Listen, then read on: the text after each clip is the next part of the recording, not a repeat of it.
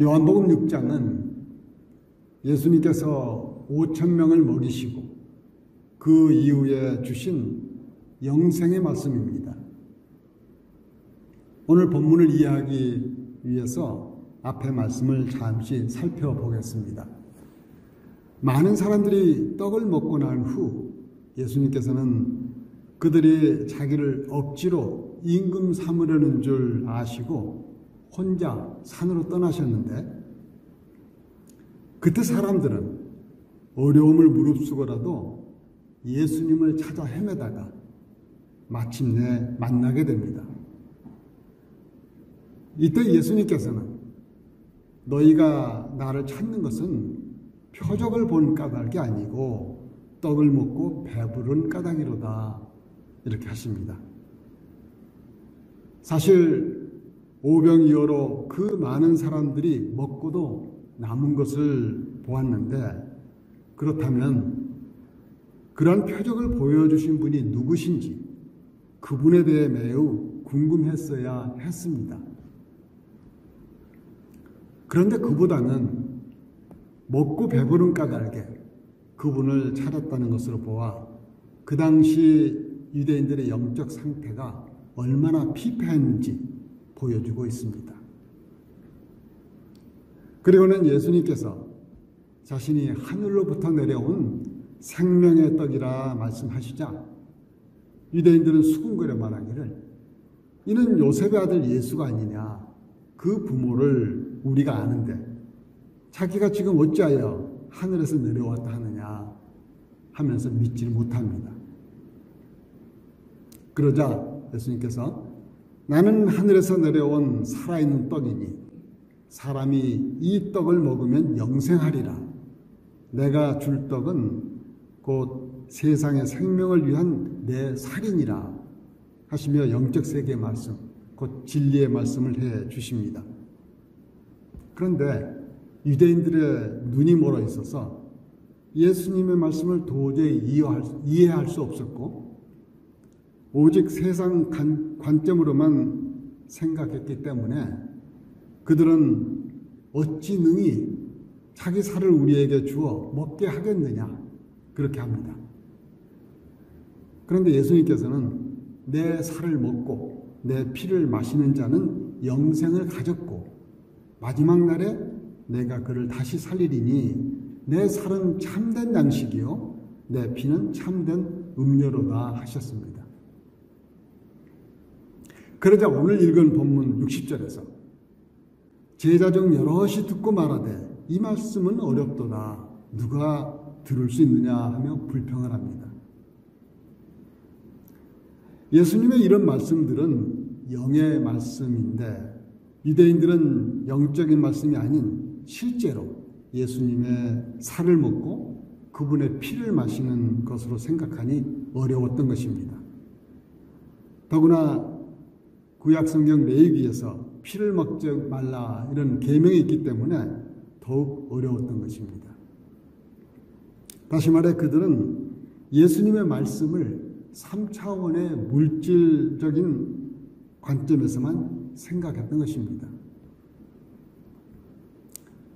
마찬가지로 전에 예수님께서 니고데모에게 건너야 함을 말씀하셨을 때 그는 어떻게 모태에 다시 들어갈 수 있겠느냐고 육의 생각으로 질문을 했고, 또 사마리아 여인에게도 내가 주는 물을 마시면 영원히 목마르지 않으리라 하였을 때 그 여인도 역시 실제로 마시는 물로 생각을 했던 것입니다.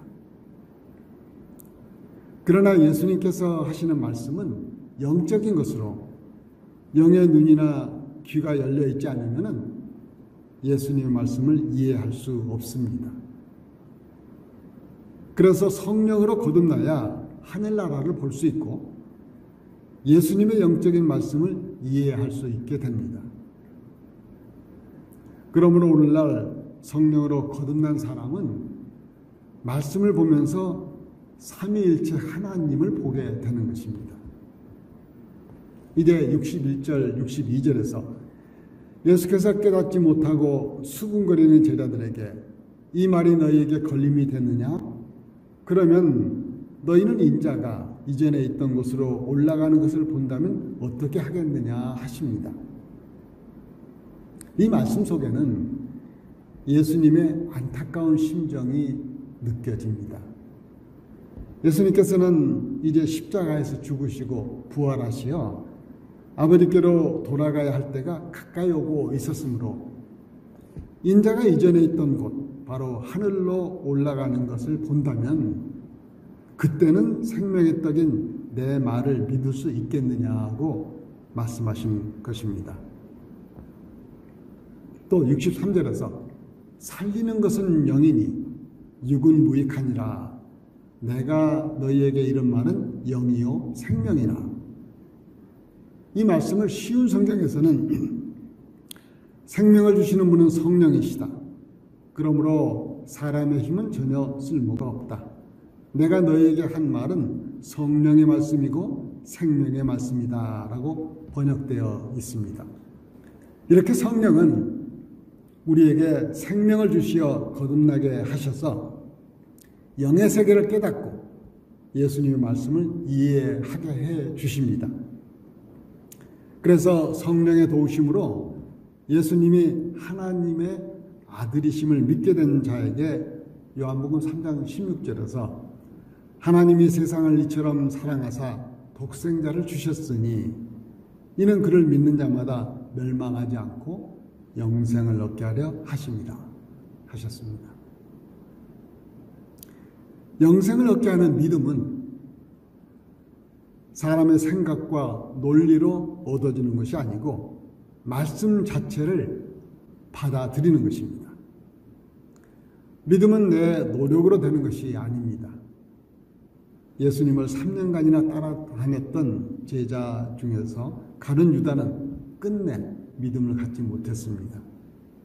그러므로 예수님의 말씀, 곧 영생의 말씀은 다 알고 믿는 것이 아니라 믿으면 알게 되는 것입니다. 64절에서 예수님은 그러나 너희 중에 믿지 아니하는 자들이 있느니라 하시니 이는 예수께서 믿지 아니하는 자들이 누구며 자기를 팔 자가 누구인지 처음부터 아심이로라. 또 이르시되 그러므로 전에 너희에게 말하기를 내 아버지께서 오게 하여 주지 아니하시면 누구든지 내게 올 수 없다 하였노라 하시며 그 앞절에 44절에서 하셨던 말씀을 반복하십니다. 그러므로 우리가 영생의 말씀을 알아듣고 믿는 것은 하나님 아버지께서 이끌어 주셨기 때문입니다. 그래서 믿어지는 것입니다. 우리는 여전히 부족한 자들이지만 하나님께서 이끌어 선택해 주셨기 때문에 우리에게는 소망이 있습니다. 이제 66절에 그때부터 그의 제자 중에서 많은 사람이 떠나가고 다시 그와 함께 다니지 아니하더라 하였습니다. 이렇게 떠나는 자들은 예수님을 부지런히 따를 때 예수님을 세상적 욕망을 채워줄 분으로 생각했던 사람들이었습니다.